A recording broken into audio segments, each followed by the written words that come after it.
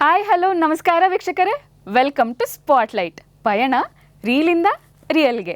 ನಾನು ನಿಮ್ಮ ಹರಿಣಿ ನಟರಾಜ್. ಸ್ಪಾಟ್ಲೈಟ್ ವೀಕ್ಷಕರೇ, ಇವತ್ತು ಕೂಡ ನಮ್ಮ ಜೊತೆ ಇದ್ದಾರೆ ವೆರಿ ಬ್ಯೂಟಿಫುಲ್ ಲೇಡಿ ವಾಣಿಶ್ರೀ ಅವರು. ಅವರು ನಟನೆ ಮಾಡಿರೋ ಅಂಥ ರಂಜಿತಾ, ಅಲ್ಲಿ ರಾಮಾಚಾರಿ ಇಲ್ಲಿ ಬ್ರಹ್ಮಚಾರಿ ಸಿನಿಮಾಗಳ ಬಗ್ಗೆ ಈ ಸಂಚಿಕೆಯಲ್ಲಿ ನಾವು ತಿಳ್ಕೊಳ್ಳೋಣ. ಬನ್ನಿ, ಅವರನ್ನು ಕಾರ್ಯಕ್ರಮಕ್ಕೆ ಸ್ವಾಗತಿಸೋಣ. ಮೇಡಮ್ ನಮಸ್ಕಾರ. ನಮಸ್ಕಾರ. ಕಾರ್ಯಕ್ರಮಕ್ಕೆ ಸ್ವಾಗತ.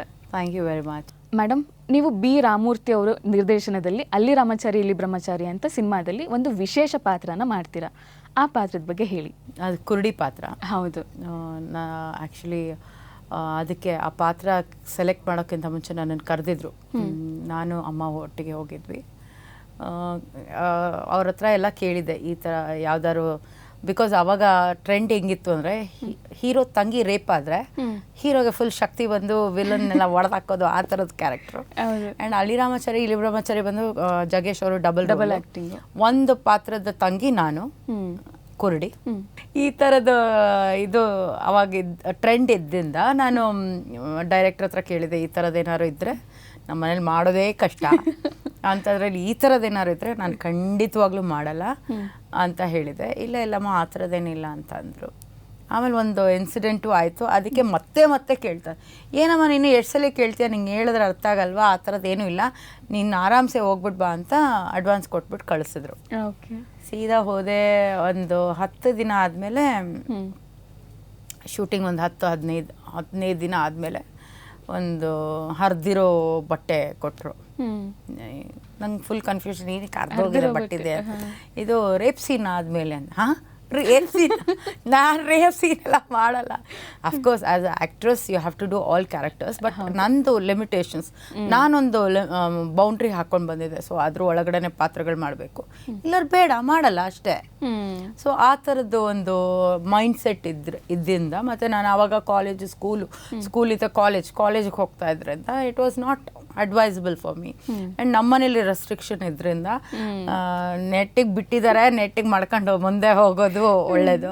ಈ ಥರದ್ದೆಲ್ಲ ಅವಸ್ಥೆ ಆದರೆ ಕಿತ್ತು ಮನೇಲೇ ಇರಮ್ಮ ಅಂತ ಹೇಳ್ತಾರೆ ಅಂದ್ಬಿಟ್ಟು, ಇಲ್ಲ ನಾನು ಮಾಡಲ್ಲ ಹಂಗೆ ಅಂತ ಫುಲ್ಲು ಸತ್ಯಾಗ್ರಹ ಉಪವಾಸ ಕೂತ್ಬಿಟ್ಟಿದ್ದೆ ನಾನು, ನಮ್ಮಮ್ಮ. ದೊಡ್ಡಣ್ಣ, ಯಾಕಮ್ಮ ಯಾಕೆ ಊಟ ಮಾಡ್ತಾ ಇಲ್ಲ? ಇಲ್ಲ ನಾನು ಊಟ ಮಾಡಲ್ಲ, ನಾನು ಕ್ಯಾರೆಕ್ಟರ್ ಮಾಡಲ್ಲ, ಹಂಗೆ ಹಿಂಗೆ ಅಂತ ಕೂತ್ಬಿಟ್ಟಿದ್ದೆ. ನೆಕ್ಸ್ಟ್ ದಿನ ರೇಪ್ ಸೀನ್ ಇದೆ, ನೆಕ್ಸ್ಟ್ ಡೇ. ಕೆಲವರು ಹೇಳ್ತಾ ಇದ್ದಾರೆ, ಮಾಲಾಶ್ರೀ ಮಾಡಿದ್ದಾರೆ, ಶ್ರೀದೇವಿ ಮಾಡಿದ್ದಾರೆ, ನೀನು ಯಾವ ಸೀಮೆ ಅಮ್ಮ, ಈ ರೀತಿ ಮಾತುಗಳು. ನಾನು ಹೇಳಿದೆ, ನಾನು ಮಾಲಾಶ್ರೀನೂ ಅಲ್ಲ, ನಾನು ಶ್ರೀದೇವಿನೂ ಅಲ್ಲ, ನಾನು ಮಾಡಲ್ಲ, ದಯವಿಟ್ಟು ಬಿಟ್ಬಿಡಿ ನನ್ನನ್ನು ಅಂತ. ಸೊ ನಾನು ನಮ್ಮಮ್ಮ ಉಪವಾಸ ಏನೂ ತಿಂತಾಯಿಲ್ಲ ಮಾಡ್ತಾಯಿಲ್ಲ, ನಾನು ಮಾಡಲ್ಲ ಅಂತ ಕೂತ್ಬಿಟ್ಟಿದ್ದೀನಿ. ಆಮೇಲೆ ಜಗೇಶ್ ಅವ್ರು ಬಂದರು, ಅವ್ರಿಗೂ ವಿಷಯ ಗೊತ್ತಾಯಿತು. ಅವನು, ಯಾಕಮ್ಮ ಏನಮ್ಮ ಆಯಿತು? ಇಲ್ಲ ಸರ್, ನಾನು ಮಾಡಲ್ಲ, ಈ ಥರ ಸೀನ್ಗಳು ನಾನು ಮಾಡಲ್ಲ, ಐ ಆಮ್ ನಾಟ್ ಕಂಫರ್ಟಬಲ್ ಅಂತಂದೆ. ಅದಕ್ಕೆ ಅವರೇ ಡೈರೆಕ್ಟ್ರಿಗೆ ಹೇಳಿದ್ರು, ಅಲ್ಲ ಆ ಹುಡುಗಿ ಮಾಡಲ್ಲ ಅಂತ ಮೊದಲೇ ಹೇಳಿದ್ಯಲ್ಲ. ನಾನು ಹೇಳಿದೆ, ನಾನು ಮುಂಚೆನೂ ಹೋಗಿ ಪಾತ್ರ ಏನು ಅಂತ ಕೇಳಿದಾಗಲೂ ಅವ್ರು ಹೇಳ್ದ, ನಾನು ಈ ಥರದ್ದೆಲ್ಲ ಇದ್ದರೆ ನಾನು ಮಾಡಲ್ಲ ಸರ್ ಅಂತ ಹೇಳಿಬಿಟ್ಟೆ. ಆಮೇಲೆ ಫಿಲಮ್ಗೆ ಅಗ್ರಿ ಆಗಿದೆ. ಸುಮಾರು ಜನ ಹುಡುಗಿರಿರ್ತಾರೆ ಮಾಡೋರು, ಅಂಥವ್ರನ್ನ ಹಾಕ್ಕೊಳ್ಬೇಕು, ಪಾಪ ಅವ್ರಿಗೆ ಯಾಕೆ ಕಷ್ಟ ಕೊಡ್ತಾ ಇದ್ದಾರೆ ಅಂತ ಜಗೇಶ್ ಸರು ಹೇಳಿದ್ರು. ಆಮೇಲೆ ಸರಿ, ಆಮೇಲೆ ಎಲ್ಲ ಒಂದು ಕಾಂಪ್ರಮೈಸಿಗೆ ಬಂದರು. ಎಳ್ಕೊಂಡು ಹೋಗೋದು ನನ್ನನ್ನು, ಅಲ್ಲಿಂದ ಹೊರಗಡೆ ಬರೋದು ನಾನು. ಅಲ್ಲಿ ಒಳಗಡೆದು ಸೀನ್ನ ಬೇರೆ ಹುಡುಗಿ ಜೂನಿಯರ್ ಆರ್ಟಿಸ್ಟ್ ಮಾಡ್ತಾರೆ. ಈ ಮಾಲಾಶ್ರೀ ಡೂಪ್ ಮಾಡ್ತಾ ಇದ್ರು ಅಂತ ಹೇಳದ್ನಲ್ಲ, ಅದೇ ಹುಡುಗಿ ಈ ಕ್ಯಾರೆಕ್ಟರ್ ಮಾಡಿದ್ದು. ಅವಳನ್ನ ಕರ್ಕೊಂಡೋಗಿ ರೇಪ್ ಸೀನ್ ಎಲ್ಲ ಮಾಡಿಸಿದ್ರು. ನಾನು ಹತ್ಕೊಂಡು ಅಂತ ಹೊರಗಡೆ ಬರ್ತೀನಿ. ಇವ್ರು ಎಳ್ಕೊಂಡು ಹೋಗುವಾಗ ನನ್ನನ್ನು ಎಳ್ಕೊಂಡು ಹೋಗ್ತಾರೆ. ಎಂಥ ಪೆದ್ದಿ ಅಂದರೆ, ನಾನು ಎಳ್ಕೊಂಡು ಹೋಗಿರೋದು ನನ್ನನ್ನು, ಹೊರಗಡೆ ಬರೋದು ನಾನು, ಆ ರೇಪ್ ಸೀನ್ ಮಾತ್ರ ನಾನು ಮಾಡಿಲ್ಲ. ನನಗೆ ಹೌದಮ್ಮೋ, ನಾವು ಮಾಡದೇ ಇದ್ರು ಮಾಡ್ದಂಗೆ ಅಲ್ವಮ್ಮ ಅಂತ. ರಿಲೀಸ್ ಅವಾಗೆಲ್ಲ ಗುರುವಾರ ಫಿಲ್ಮ್ ರಿಲೀಸ್ ಆಗೋದು, ಬುಧವಾರನ ಮಂಗಳವಾರನ ಫ್ಲ್ಯಾಶ್ ಆಗಿದೆ ನನಗೆ. ಯಾರು ಮಾಡಿದ್ರೆ ಏನೋ ಮುಖ ನಂದೇ ಥರ ತೋರಿಸೋದು, ನಾನು ಹ್ಞೂ ಅಂತೆಲ್ಲ ಎಕ್ಸ್ಪ್ರೆಷನ್ ಕೊಟ್ಟಿದ್ದೀನಿ ಬೇರೆ. ಅದಕ್ಕೆ ಆಯಿತಾ, ರೇಪ್ ಸೀನ್ ನಂದಲ್ಲ. ಫುಲ್ ತಲೆ ಕೆಟ್ಟೋಯ್ತು ನನಗೆ. ಡ್ಯಾಡಿ ಏನಾರು ಈ ಫಿಲಮ್ ನೋಡಿದ್ರೆ ನನ್ನನ್ನು ಪೀಸಾಗಿ ಕತ್ತರಿಸ್ಬಿಡ್ತಾರೆ ಅಂತ. ಸೊ ಆಮೇಲೆ ನಮ್ಮ ಒಬ್ಬರು ಫ್ರೆಂಡ್ ಸರ್ಕಲ್ ಇದ್ದರು, ಅಮ್ಮ ದುಡ್ಡು ಕೊಟ್ಬಿಟ್ಟು ದಯವಿಟ್ಟು ಹೋಗಿ ಫಿಲಮ್ ನೋಡ್ಕೊಂಡು ಬನ್ನಿ. ಜಗೇಶ್ ಸರ್ ಅವ್ರ ಮನೆಗೆ ಅವಾಗ ಕಾಲ್ ಮಾಡಿಬಿಟ್ಟು, ಸರ್ ಈ ಥರ ಮೇಡಮ್ ಎತ್ತಿದ್ರು ಫೋನ್ನ, ಪ್ರಮೀಳಾ ಮೇಡಮ್, ಈ ಥರ ಇದೆ ಹಂಗೆ ಹಿಂಗೆ ಅಂತ ಜಗೇಶ್ ಸರಿಗೆ ಕೊಟ್ಟರು. ಅವರು ಆಮೇಲೆ ಇಲ್ಲಮ್ಮ ಸಂಸಾರಲ್ಲೆಲ್ಲ ಕಟ್ಟಾಗೋಗಿದೆ, ತಲೆ ಕೆಡ್ಸ್ಕೊಳ್ಬೇಡೋದು, ಯಾವ ಸೀನ್ ಇಲ್ಲ ಅಂದರು. ಅವಾಗ ಒಂದು ಸ್ವಲ್ಪ ಸಮಾಧಾನ ಆಯಿತು. ಆದರೂ ನಮ್ಗೊಂದು ಡೌಟು. ಅದಕ್ಕೆ ಪಕ್ಕದ ಮನೆಯವರು ಅಮ್ಮನ ಫ್ರೆಂಡಿಗೆ ದುಡ್ಡು ಕೊಟ್ಬಿಟ್ಟು ದಯವಿಟ್ಟು ಫಿಲಮ್ ಹೋಗಿ ನೋಡ್ಕೊಂಡು ಬನ್ನಿ, ಏನೂ ಇಲ್ಲ ಅಂದರೆ ಸಾಕು. ಆ ಸೀನ್ ಇತ್ತು. ಅಂದರೆ ನಾನು ಹತ್ಕೊಂಡು ಅವ್ರು ಹೇಳ್ಕೊಂಡು ಹೋಗೋದು, ನಾನು ಹೊರಗಡೆ ಬರೋದು ಅಷ್ಟೇ. ಒಂದು ಸ್ವಲ್ಪ ಮಧ್ಯದಲ್ಲಿ ಸೀನ್ ಇತ್ತು. ಬಟ್ ಅಷ್ಟೊಂದು ಇವ್ರು ಮಾಡಿದಷ್ಟು ಇಡೀ ಮಧ್ಯಾಹ್ನ ಮಾಡಿದ್ದಾರೆ ಆ ಸೀನ್ನ, ಬೆಳಿಗ್ಗೆಯಿಂದ ಮಧ್ಯಾಹ್ನದವರೆಗೂ. ಆ ಥರದ್ದೇನೂ ಇದ್ದಿಲ್ಲ. ಸೊ ಅದೇ ನಮ್ಮ ಲಿಮಿಟೇಷನ್ ಇರುವಾಗ ನಾವು ವೆರಿ ಕ್ಲಿಯರ್ಲಿ ನಮ್ಮ ವಿಚಾರಿಸ್ಕೊಂಡು ಮಾಡಿಕೊಂಡು ಅವ್ರಿಗೂ ತೊಂದರೆ ಶೂಟಿಂಗ್ ಆಗದೆ. ಈ ಕಡೆ ನಾನು ಮಾಡಲ್ಲ ಅಂತ ಹೇಳಿದ್ದೀನಿ, ನನಗೂ ಒಂಥರ ಇರ್ಸು ಮುರ್ಸು. So it is always better to be clear. ನಿಮ್ದು ಏನಿದೆಯಾ, ನಿಮ್ದೇನು, ನಿಮ್ಗೆ ಯಾವ್ದು ಇಷ್ಟ ಇಲ್ಲ ಅನ್ನೋದನ್ನ ನಾವು ಫಸ್ಟ್ ಕ್ಲಿಯರ್ ಥಾಟ್ ಇಟ್ಕೊಂಡ್ರೆ ಇಟ್ ಇಸ್ ಬೆಟರ್ ಆಲ್ವೇಸ್. ಅವ್ರಿಗೂ ತೊಂದರೆ ಆಗಲ್ಲ, ನಮಗೂ ತೊಂದರೆ ಆಗಲ್ಲ. ಇಲ್ಲ ಸರ್ ನಾನು ಇಂಥದ್ದು ಮಾಡಲ್ಲ, ದಯವಿಟ್ಟು ನನ್ನನ್ನು ಬಿಟ್ಬಿಡಿ. ಇವಾಗಲೂ ಒಂದು ಚಿತ್ರ ಬಂತು ವೇರ್ ಸ್ವಿಮ್ಮಿಂಗ್ ಕಾಸ್ಟ್ಯೂಮ್. ಅಫ್ಕೋರ್ಸ್ ನಾನು ಪರ್ಸ್ನಲ್ ಲೈಫಲ್ಲಿ ಸ್ವಿಮ್ಮಿಂಗ್ ಪೂಲಿಗೆ ಹೋದಾಗ ಸ್ವಿಮ್ಮಿಂಗ್ ಕಾಸ್ಟ್ಯೂಮೇ ಹಾಕ್ತೀನಿ, that is different. But on screen I don't want to wear. ಹೌದು. ಇವಾಗ ಸ್ವಿಮ್ಮಿಂಗ್ ಪೂಲ್ ಒಳಗಡೆ ಸ್ವಿಮ್ಮಿಂಗ್ ಕಾಸ್ಟ್ಯೂಮ್ ಅಲ್ಲದೆ ಇನ್ನೇನು ಹಾಕೊಂಡು ಇಳಿಯೋದಕ್ಕೆ ಸೀರೆ ಉಟ್ಕೊಂಡಂತೂ ಇಳಿಯೋಕ್ಕಾಗಲ್ಲ. Of course I wear my costumes. ಅದಂತ that doesn't mean that I have to wear it on the screen. That is my limitation. So I am very clear with things. ಇವಾಗ ಒಳ್ಳೆ ಪಾತ್ರ, ಒಂದು 5-6 ದಿನದ character, Telugu film, by language. So ಎರಡೂ ಕನ್ನಡ ಮತ್ತು ತೆಲುಗು ಮಾಡ್ತಾ ಇರೋದ್ರಿಂದ ಒಪ್ಕೊಳ್ಬೋದಾಗಿತ್ತು. It is a huge money, everything. But I am bound to some principles. ಆ ಪ್ರಿನ್ಸಿಪಲ್ಸ್ ದಾಟಿ ಹೋಗೋದಕ್ಕೆ ಇಷ್ಟ ಆಗಲ್ಲ ಅಷ್ಟೇ. ಓಕೆ. ಇನ್ನು ಜಗ್ಗೇಶ್ ಅವರ ಜೊತೆ ವರ್ಕ್ ಮಾಡಿದ್ದು ನಿಮಗೆ ಹೆಂಗಿತ್ತು, ಎಕ್ಸ್ಪೀರಿಯನ್ಸ್ ಹೇಗಿತ್ತು? ಅವ್ರು ಯಾವಾಗಲೂ ಅಷ್ಟೇ, it is fun working with them. ತುಂಬ ತಮಾಷೆ ಮಾಡಿಕೊಂಡು, ಈಸಿ ಗೋ ಪರ್ಸನ್ನು. ತಮಾಷೆ ಮಾಡ್ಬಿಟ್ಟು ಸೀರಿಯಸ್ ಆಗಿ ಹೋಗ್ತಾರೆ. ನಾವು ನಗಬೇಕಾ ನಗಬಾರ್ದ ಯಾವುದೂ ಗೊತ್ತಾಗಲ್ಲ. And he is very nice. ಅಂದರೆ ಪ್ರಾಂಪ್ಟಾಗಿ ಬರ್ತಾರೆ, ಅವ್ರ ಕೆಲಸ ಏನಿದೆಯೋ ಅದು ಮಾಡ್ತಾರೆ. ಕಿಚ್ಚಿ ಪಿಚ್ಚಿ ಇಲ್ಲ, ಏನೂ ಇಲ್ಲ. ಬೇರೆಯವ್ರ ಬಗ್ಗೆ ತಲೆ ಕೆಡಿಸ್ಕೊಳ್ಳಲ್ಲ. ಎಲ್ಲರೂ ನಾನು ಪ್ರೀತಿಯಿಂದ ಮಾತಾಡಿಸ್ತಾರೆ. ಆ್ಯಂಡ್ ಫನ್ ಗೋಯಿಂಗ್ ಪರ್ಸನ್ ಅಷ್ಟೇ. ಇವಾಗಲೂ ರಾಯರು, ನಿಮ್ಗೆ ಗೊತ್ತು ರಾಯರು ಅಂದರೆ ಎಷ್ಟು ಅಭಿಮಾನ ಅವ್ರಿಗೆ ಅಂತ. ಈಗಲೂ ರಾಯರ ಮಠದಲ್ಲಿ ಸಿಕ್ತಾಗ್ಲೂ ಅಷ್ಟೇ ತುಂಬ ಪ್ರೀತಿಯಿಂದ ಮಾತಾಡ್ತಾರೆ. ನಮ್ಮ ಅಮ್ಮನ ಅಂತೂ ಯಾವಾಗಲೂ ನಮ್ಮಮ್ಮ ಒಂದು ಡೈಲಾಗ್ ಹೊಡಿಯೋರು, ನಮ್ಮ ಸೌತ್ ಕ್ಯಾನ್ರಾ ಕಡೆ ಯಾರು ಸತ್ತೋದ್ರೆ ಮೌನವಾಗಿ ಕರ್ಕೊಂಡು ಹೋಗ್ತಾರೆ, ಸತ್ತಿರೋ ಮನೆ ಅಂತಲೂ ಗೊತ್ತಾಗಲ್ಲ. ಇಲ್ಲಿ ಬ್ಯಾಂಡು ಬಾಜಾ ಹೊಡ್ಕೊಂಡು ಡ್ಯಾನ್ಸ್ ಮಾಡಿಕೊಂಡು, ಅದಕ್ಕೆ ಯಾವಾಗಲೂ ಅವರು ಮತ್ತು ದೊಡ್ಡಣ್ಣ ಅವರು ಯಾವಾಗಲೂ ರೇಗಿಸೋರು ನಮ್ಮಮ್ಮಗೆ. ನಿಮ್ದು ಎಂತ ಮಾರೆ ಬೆಂಗಳೂರಲ್ಲಿ ಬರೀ ಡ್ಯಾನ್ಸ್ ಮಾಡ್ಕೊಂಡು ಹೋಗೋದು, ಏನದ ಮುಂದೆ ಡಿಸ್ಕೋ ಅಂತ ಯಾವಾಗಲೂ ನಮ್ಮಮ್ಮ ನೋಡಿದಾಗೆಲ್ಲ, ನಿಮ್ದೇನು ಮಾರ್ರೆ ನಿಮ್ಮೂರಲ್ಲಿ ಹೇಳದ ಮುಂದೆ ಡಿಸ್ಕೋ ಅಂತ ಈ ಥರ ರೇಗಿಸೋರು. ಆಮೇಲೆ ಮಂಗಳೂರು ಭೂತಾಯಿ ಅಂತ ರೇಗಿಸೋರು ಅವ್ರನ್ನ, ನಮ್ಮಮ್ಮನ. ಯಾವಾಗಲೂ ಅದನ್ನೇ ಹೇಳ್ತಾ ಇರ್ತಾರೆ. ಆ್ಯಂಡ್ ಇದೆಲ್ಲ ಸೀನ್ ಆಗಿ ಎಷ್ಟೋ 1 ವರ್ಷನ 2 ವರ್ಷನ ಆದಮೇಲೆ ಮತ್ತೆ ಅವ್ರ ಜೊತೆ ಚಿತ್ರಗಳು ಮಾಡೋದಕ್ಕೆ ಶುರು ಮಾಡಿದೆ. ಜಗ್ಗೇಶ್ ಅವ್ರ ಜೊತೆ ಕರೆದ್ಬಿಟ್ಟು ಹೇಳಿದ್ರು, ನೀನು ಅವತ್ತೇ ಓಡೋಗ್ತೀಯ ಅಂದ್ಕೊಂಡಿದ್ದೆ, ಇಂಡಸ್ಟ್ರಿ ಬಿಟ್ಬಿಟ್ಟು ಓಡೋಗ್ತೀಯ ಅಂದ್ಕೊಂಡಿದ್ದೆ, ನೀನು ಸರ್ವೈವ್ ಆಗೋದೇ ಕಷ್ಟ ಅಂದ್ಕೊಂಡಿದ್ದೆ, ಪರವಾಗಿಲ್ಲ ಸರ್ವೈವ್ ಆಗಿದೆಯಾ, ಗುಡ್ ಅಂದರು. ಅಂದರೆ ಹೌದು, ಲಿಮಿಟೇಷನ್ಸ್ ಹಾಕ್ಕೊಂಡ್ರೆ ಇಂಡಸ್ಟ್ರಿಯಲ್ಲಿ ಸರ್ವೈವ್ ಆಗಲ್ಲ. ಇಟ್ ಇಸ್ ಆ ಥರ ಏನೂ ಇಲ್ಲ. ಅಂದರೆ ನಿಮ್ಗೆ ಏನು ಬೇಕು ಏನು ಬೇಡ ಅನ್ನೋದು ನಿಮಗೆ ಕ್ಲಿಯರ್ ಕಟ್ ಆಗಿರಬೇಕು, ಕ್ಲಾರಿಟಿ ಇರಬೇಕು. ಆವಾಗ ಮಾತ್ರ ನಾವು ಜೀವಿಸೋಕೆ ಸಾಧ್ಯ. ಓಕೆ, ಯಾವ್ದು ನಮ್ಗೆ ಆಗಲ್ವೋ ಬೇಡ ಅನ್ನೋದು ಅಷ್ಟೇ. ಅದರಲ್ಲಿ ಯಾರು ನಿಮ್ಮನ್ನ ಒತ್ತಾಯ ಮಾಡಿ ಮಾಡಿ ಮಾಡಿ ಮಾಡಿ ಅಂತ ಯಾರೂ ಫೋರ್ಸ್ ಮಾಡಲ್ಲ. ಕೆಲವೆಲ್ಲ ನಾನು ಕೆಲವು ಇಂಟರ್ವ್ಯೂಸು ಅದು ಇದು ನೋಡ್ತಾ ಇರ್ತೀನಿ, ನಂಗೆ ಇಷ್ಟ ಇದಿಲ್ಲ ಆದರೂ ಮಾಡಿದೆ. ಯಾಕೆ ಮಾಡ್ತೀರಾ? ಬೇಡ, ಇಷ್ಟ ಇಲ್ವಾ ಮಾಡಬೇಡಿ. ಹೌದು, ಯಾರೂ ನಿಮ್ಮನ್ನ ಫೋರ್ಸ್ ಮಾಡಲ್ಲ, ಯಾರು ನಿಮ್ಗೆ ಮಾಡಲೇಬೇಕು ಅನ್ನಲ್ಲ. ಹೌದು, it is all left to you. ನೀವೇನು ತೊಗೊಳ್ತೀರಾ ಏನು ತೊಗೊಳ್ಬಾರ್ದು ಅಷ್ಟೇ. ಓಕೆ. ಅಂದರೆ ನಿಮ್ಮ ಸ್ಟಾರ್ಟಿಂಗ್ ಜರ್ನಿಯಲ್ಲಿ ನಿಮಗೆ ಎಲ್ಲರೂ ತಂಗಿ ಕ್ಯಾರೆಕ್ಟರ್, ತಂಗಿ ಆಲ್ಮೋಸ್ಟ್ ಎಲ್ಲ ತಂಗಿ ಕ್ಯಾರೆಕ್ಟರ್ನೇ ಮಾಡ್ಕೊಂಬರ್ತೀರಾ. ಅಂದರೆ ಇದಕ್ಕೆ ಸೀಮಿತ ಮಾಡ್ತಿದ್ದಾರೆ ಅಂತ ಎಲ್ಲೂ ಅನಿಸ್ಲಿಲ್ವ? ಅದು ನನಗೆ ಭಾಳ ವರ್ಷದ ನಂತರ ಅನ್ಸಕ್ಕೆ ಶುರು ಆಯಿತು. ಐ ವಾಸ್ ಎಂಜಾಯಿಂಗ್ ಮೈ ಏನು ಗೊತ್ತಾ, ತಂಗಿ ರೋಲಲ್ಲಿ ಡ್ಯಾನ್ಸ್ ಇಲ್ಲ ನಂಗೆ ಬೋತ್ ಲೆಫ್ಟ್ ಫೀಟು. ನಂಗೆ I am not a very good dancer. But ಇವಾಗ ಅಲ್ಲಿ ಇಲ್ಲಿ ಡಾನ್ಸ್ ನೋಡಿಕೊಂಡು ಮಾಡೋದು ಅದು ಬೇರೆ. ನಾವು ರೀಲ್ಸಿಗಾಗಲಿ ಇನ್ನೊಂದಾಗಲಿ ಮತ್ತೊಂದಾಗಲಿ ಮಾಡೋದು ಅದು ಬೇರೆ. But I was not a very good dancer, ಆ ಥರದ್ದು ಏನೂ ಇದ್ದಿಲ್ಲ. ಸೊ ಆದ್ದರಿಂದ ತಂಗಿ ರೋಲ್ ಅಂದರೆ ಫುಲ್ ಸೇಫು. ಆಳೋದು, ಅಣ್ಣನ ಜೊತೆ ಇರೋದು, ಅತ್ತಿಗೆ ಜೊತೆ ಇದು ಮಾಡೋದು, ಎಕ್ಸ್ಪ್ರೆಷನ್ ಕೊಡೋದು, ಒಂದಷ್ಟು ಡೈಲಾಗ್ಸು, ಒಂಥರ ಖುಷಿ ಖುಷಿ ಕ್ಯಾರೆಕ್ಟರು, ಮದುವೆಗಳ ಸೀನು, ಆ ಸೀನು, ಈ ಸೀನು, ಈ ಥರದೇ ಮಜ್ಜಾ ಮಾಡ್ಕೊಂಡು ಇರುವಂಥ ಕ್ಯಾರೆಕ್ಟರ್ ಅಂತ ಖುಷಿಯಾಗಿತ್ತು. ಬಟ್ ಆದರೂ ಸೆಕೆಂಡ್ ಲೀಡ್ ರೋಲ್ ಮಾಡಿದ್ದೀನಿ, ಲೀಡ್ ರೋಲ್ ಮಾಡಿದ್ದೀನಿ ಫಿಲ್ಮ್ಸಲ್ಲಿ. ಸೊ ಆ ಥರದ್ದು ಒಳ್ಳೆ ಪಾತ್ರಗಳು, ಒಳ್ಳೆ ಸಬ್ಜೆಕ್ಟ್ ಇರುವಂಥ ಫಿಲ್ಮ್ಗಳು ಮಾಡಿದ್ದೀನಿ. So I am blessed. Okay, ಅಂದರೆ ಇವಾಗ ನೀವು ನೋಡೋದಕ್ಕೆ ಹೀರೋಯಿನ್ ಥರನೇ ಇದ್ದೀರಾ. ಹೀರೋಯಿನ್ ಮಾಡಬೇಕು, ಹೀರೋಯಿನ್ ಕ್ಯಾರೆಕ್ಟರ್ ಮಾಡ್ಬೇಕು ನಾನು ಅಂತ ನಿಮಗೆ ಯಾವತ್ತೂ ಅನ್ಸಲ್ವಾ? ಅಥವಾ ಹೀರೋಯಿನ್ ಆಗಿ ಮಾಡಿ ಅಂತ ಯಾರು ಕೇಳಲಿಲ್ವಾ? ಸುಮಾರು ಫಿಲ್ಮ್ಗಳು ಬಂತು ನಾನು ಹೇಳಿದ ಹಾಗೆ. ಬಟ್ ಅದೇ ಕೆಲವು ಲಿಮಿಟೇಷನ್ಸ್ ಇದ್ರಿಂದ ನಾನು ಇನ್ನೂ ಕಾಲೇಜ್ ಓದ್ತಾ ಇದ್ದೆ, ಅವಾಗೆಲ್ಲ ಮಾಡೋದಕ್ಕೂ ಆಗಲಿಲ್ಲ. ರೊಮ್ಯಾಂಟಿಕ್ ಸೀನ್ಸ್ ಎಲ್ಲ I was not comfortable at all.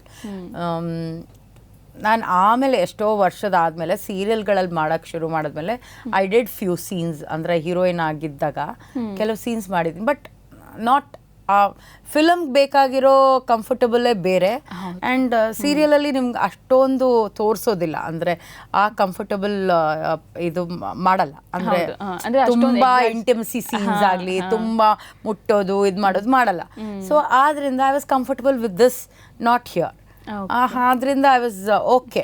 But ಆದರೂ ಸೆಕೆಂಡ್ ಲೀಡ್ ರೋಲ್ಸ್ ಎಲ್ಲ ಮಾಡಿದಾಗ ಇಟ್ ವಾಸ್ ಡೀಸೆಂಟ್ ಕ್ಯಾರೆಕ್ಟರ್ಸ್ ನಾನು ಮಾಡಿರೋದು. ಅಂದರೆ ಬೇರೆದೆಲ್ಲ ಡೀಸೆಂಟ್ ಅಲ್ಲ ಅಂತಲ್ಲ, ಬಿಕಾಸ್ ಇಲ್ಲಿ ಏನೇ ಮಾತಾಡಿದ್ರು ಅದಕ್ಕೆ ಒಗ್ಗರಣೆ ಹಾಕೋದಕ್ಕೆ, ಅದನ್ನ ಅದ್ರಲ್ಲಿ ಕೊಂಕು ಹುಡ್ಕೋದಕ್ಕೆ, ಅದ್ರಲ್ಲಿ ತಪ್ಪು ಹುಡ್ಕೋದಕ್ಕೆ ಕಾಯ್ತಾ ಇರ್ತಾರೆ ಜನ. ತುಂಬಾ ಪ್ರಾಬ್ಲಮ್ ಆಗೋಯ್ತು.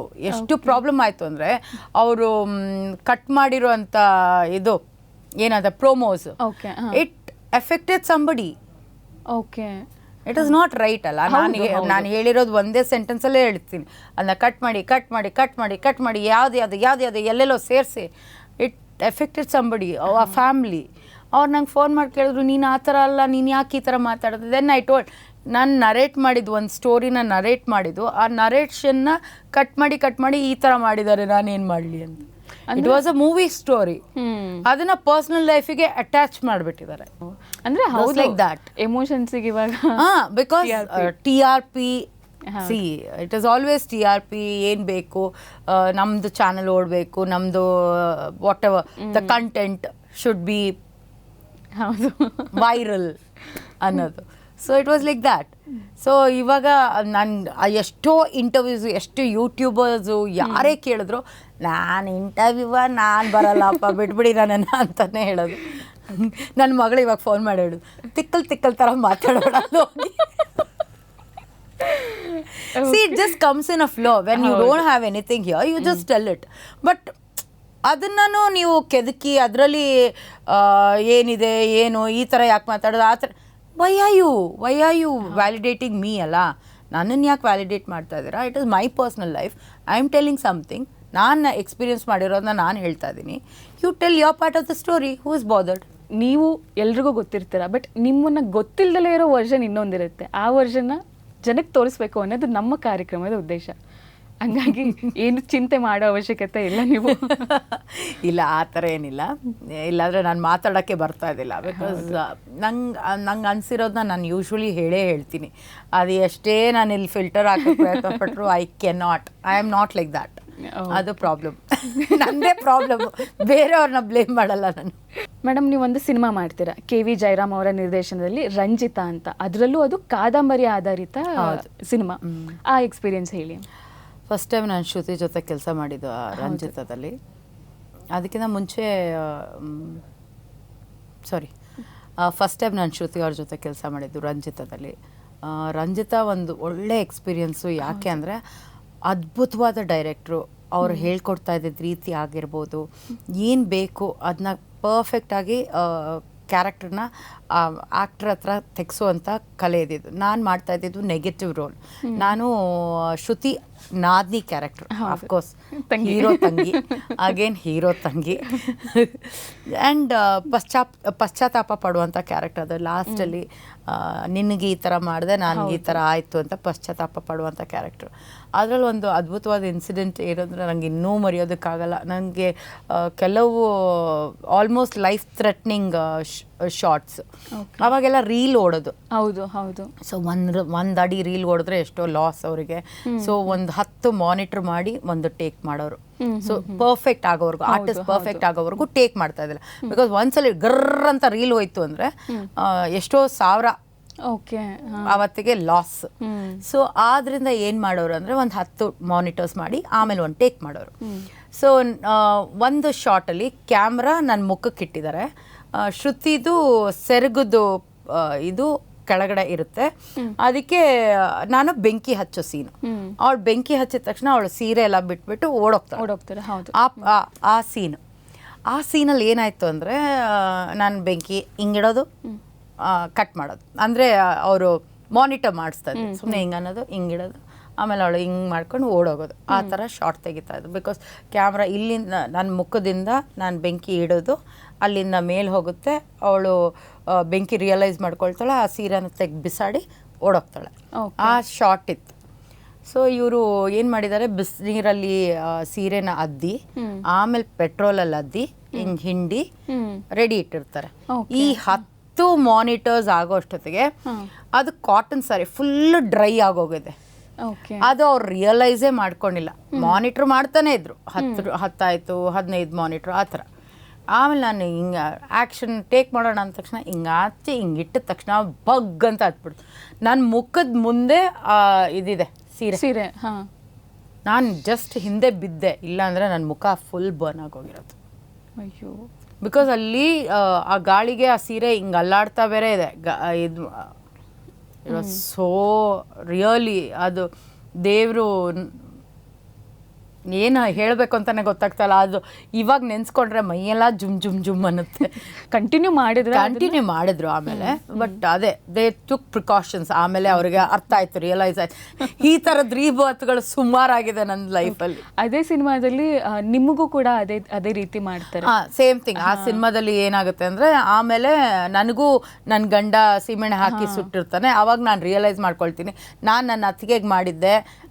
ನಮ್ಮ ಅಮ್ಮನ ಕರೆದು ಹೇಳ್ತೀನಿ, ನೀನು ಬೇರೆ ಒಂದು ಹೆಣ್ಣು ನಿನ್ನ ಮನೆಗೆ ಬಂದಾಗ ನೀನು ಅವಳಿಗೆ ಇಷ್ಟೆಲ್ಲ ಕೊಟ್ಟೆ ಕಾಟ, ಇವಾಗ ನಿನ್ನ ಮಗಳಿಗೆ ಈ ಥರ ಆಗುವಾಗ ರಿಯಲೈಸ್ ಮಾಡ್ಕೊಳ್ತಾ ಇದೆಯಾ, ಇವಾಗ ನಿಂಗೆ ಬೇಜಾರಾಗ್ತಾ ಇದೆಯಾ, ಅವಳು ಒಂದು ಹೆಣ್ಣೆ ತಾನೆ, ಅವಳು ಬೇರೆ. ದಟ್ ವಾಸ್ ಅಂದರೆ ಅದು ಒಂದು ಸ್ಟೋರಿ ಲೈನ್, ಅಂದರೆ ಒಂದು ಮಾರಲ್ ಅವರು ಆ ಮೂವಿಗೆ ಇಟ್ಕೊಂಡಿದ್ದು. It was a super duper hit. Shruti ಅವರು ಅವಾಗಲೂ ಸೂಪರ್ ಸ್ಟಾರು. ಅವ್ರು ಮಾಡಿದ ಫಿಲಮ್ಸ್ ಎಲ್ಲ ಹಿಟ್ ಆಗೋದು, ಅವ್ರ ಕಣ್ಣೀರು ಹಾಕಿದಷ್ಟು ಫಿಲಮ್ಸ್ ಓಡೋದು. ಅದ್ಭುತವಾದ ನಟಿ ಅಂದರೆ god, she is really good. ನಿಮ್ಮ ಅಣ್ಣ ಆಗಿ ಅಭಿಜಿತ್ ಅವರು ಮಾಡ್ತಾರೆ, ಅವ್ರ ಬಗ್ಗೆ ಏನು ಹೇಳ್ತೀರಾ? ಅವ್ರ ಜೊತೆ ಒಂದು 2-3 ಚಿತ್ರಗಳು ಮಾಡಿದೆ. And he was very knew that time. But ಒಳ್ಳೆ ವ್ಯಕ್ತಿ, ತುಂಬ ಸೋಷಿಯಲ್ ಆಗಿ ಎಲ್ಲರ ಜೊತೆ ಫ್ರೆಂಡ್ಲಿ ಆಗಿ ಬೆರೆಯುವಂಥ ವ್ಯಕ್ತಿ. ಆ್ಯಂಡ್ ಇದು ಇದೆಲ್ಲ ಇದಿಲ್ಲ, ಹೀರೋ ಅನ್ನೋದಿಲ್ಲ. ಈವನ್ ರಾಮ್ಕುಮಾರ್ ಸರ್ ಆಲ್ಸೋ, ಅವರು ಅಷ್ಟೇ, ಈ was very down to earth, very nice. ಅದೇ ನಾನು ಹೇಳಿದ್ನಲ್ಲ, ಅವಾಗ ನಾನು ಮಾಡಿದಾಗ, ನಾನು ವರ್ಕ್ ಮಾಡಿದಾಗ it was almost like a family. ಒಂದು ಫ್ಯಾಮಿಲಿ ಥರನೇ. ಒಂದು ಕೆಲಸ ಬೇಜಾರಾಗೋದು, ಮುಗ್ದೋಯ್ತಲ್ಲ ಮತ್ತೆ ಯಾವಾಗ ಸಿಗ್ತೀವೋ ಆ ಥರದೊಂದು, ಮತ್ತೆ ನೆಕ್ಸ್ಟ್ ಫಿಲಮಲ್ಲಿ ಅವರೇ ಇದ್ದಾಗ ಖುಷಿ ಆಗೋದು, ಆ ಥರದೊಂದು ಎನ್ವೈರ್ಮೆಂಟ್ ಇತ್ತು. ಆ್ಯಂಡ್ ಡೈರೆಕ್ಟ್ರು ಅಷ್ಟೇ, ನಾನು ಡೈರೆಕ್ಟ್ರು ಆ ಥರದ್ದೆಲ್ಲ ಏನಿಲ್ಲ. He is a head of the family. ಒಂದು head of the family. Because ಅವರೇ ಪ್ರೊಡ್ಯೂಸರ್ ಆಗಿರೋರು, ಅಥವಾ ಅವರೇ ಡೈರೆಕ್ಟರ್ ಆಗಿದ್ದವರೇ ಪ್ರೊಡ್ಯೂಸರ್ ಆಗಿರೋರು.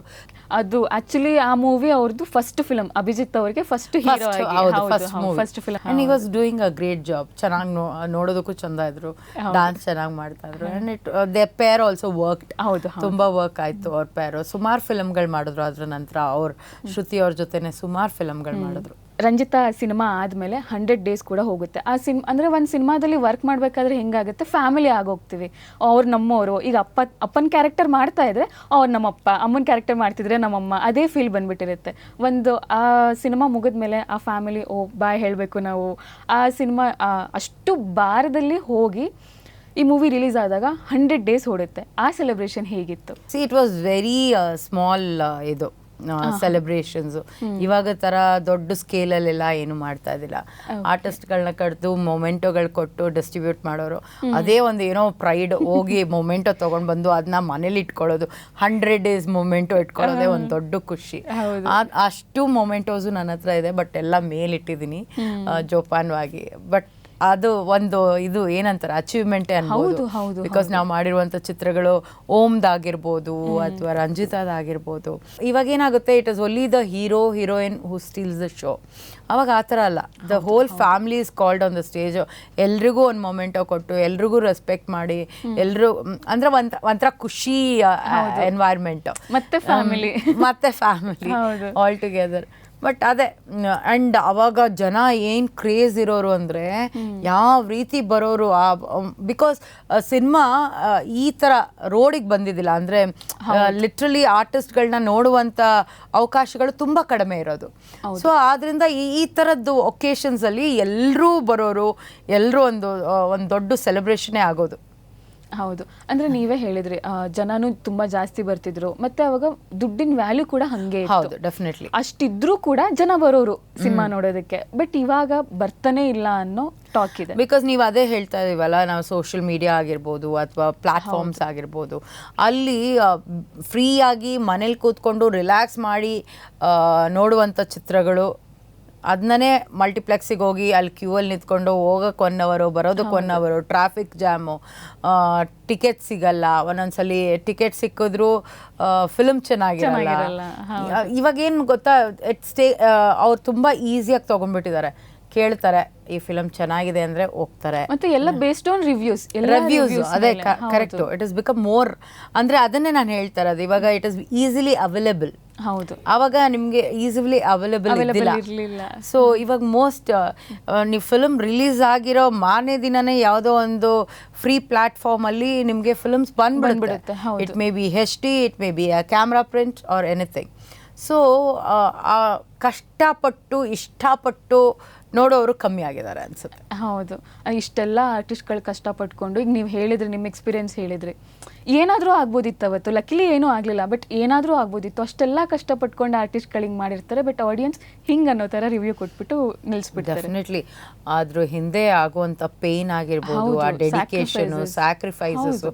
ಎಷ್ಟೋ ಕಡೆ ನಮ್ಗೆ ಯಾವುದೋ ಇಂಪಾರ್ಟೆಂಟ್ ಕೆಲಸಕ್ಕೆ ಹೋಗಬೇಕಾಗಿರುತ್ತೆ, ಅದನ್ನ ಬಿಟ್ಟು ಹೋಗಿರ್ತೀವಿ ನಾವು ಶೂಟಿಂಗ್ ಮಾಡಿರ್ತೀವಿ. ಹುಷಾರಿರಲ್ಲ, ಯಾವುದೋ ಹೀಟ್ ಟೆಂಪ್ರೇಚರ್ ಇರುತ್ತೆ, ಅಥವಾ ಊಟ ಮಾಡಿರಲ್ಲ ಸರಿಯಾಗಿ, ಡಿಹೈಡ್ರೇಷನ್ ಆಗಿರುತ್ತೆ. ಯಾವುದೇ ಕಷ್ಟ ಇದ್ರೂ ವೆನ್ ಆ್ಯಕ್ಷನ್ ಅನ್ನೋ ಸೌಂಡ್ ಕೇಳಿದ ತಕ್ಷಣ ಅದೆಲ್ಲ ಮರೆತು ವಿ ಜಸ್ಟ್ ಆ ಮ್ಯಾಜಿಕ್. ಹೌದು, ಅಷ್ಟೇ. ಓಕೆ ಮೇಡಮ್, ಎಷ್ಟು ಬೇಗ ಟೈಮ್ ಆಯಿತು ಅನ್ನೋದೇ ಗೊತ್ತಾಗ್ತಾ ಇಲ್ಲ. 1/2 hour ಆಗೋಗಿದೆ. ಕಾರ್ಯಕ್ರಮನ ಮುಗಿಸೋ ಅಂಥ ಸಮಯ ಬಂದಿದೆ.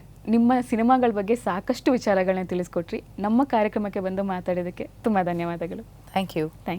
ಸೊ ವೀಕ್ಷಕರೇ, ನೋಡಿದ್ರಲ್ಲ, ವಾಣಿಶ್ರೀ ಮೇಡಮ್ ಅವರ ರಂಜಿತಾ, ಅಲ್ಲಿ ರಾಮಾಚಾರಿ ಇಲ್ಲಿ ಬ್ರಹ್ಮಚಾರಿ ಸಿನಿಮಾಗಳ ಬಗ್ಗೆ ಸಾಕಷ್ಟು ವಿಚಾರಗಳನ್ನ ತಿಳ್ಕೊಂಡ್ವಿ. ಅದ್ರ ಜೊತೆಗೆ ಆಗಿನ ಕಾಲದಲ್ಲಿ 100 days ಸೆಲೆಬ್ರೇಷನ್ ಹೇಗಾಗ್ತಿತ್ತು ಅಂತಲೂ ತಿಳ್ಕೊಂಡ್ವಿ. ನಾನಂತೂ ಈ ಸಂಚಿಕೆನ ತುಂಬಾ ಎಂಜಾಯ್ ಮಾಡಿದೆ. ನೀವು ಕೂಡ ಎಂಜಾಯ್ ಮಾಡಿದ್ದೀರಾ ಅನ್ಕೊತಿದ್ದೀನಿ. ಹಾಗಾದರೆ ನಿಮ್ಮ ಭೇಟಿ ಮುಂದಿನ ಸಂಚಿಕೆಯಲ್ಲಿ. ಅಲ್ಲಿವರೆಗೂ ಉದ್ಯೋಗ ಕಾಮಿಡಿ ನೋಡ್ತಾ ಇರಿ, ನಗ್ತಾ ಇರಿ. ಸ್ಪಾಟ್ಲೈಟ್.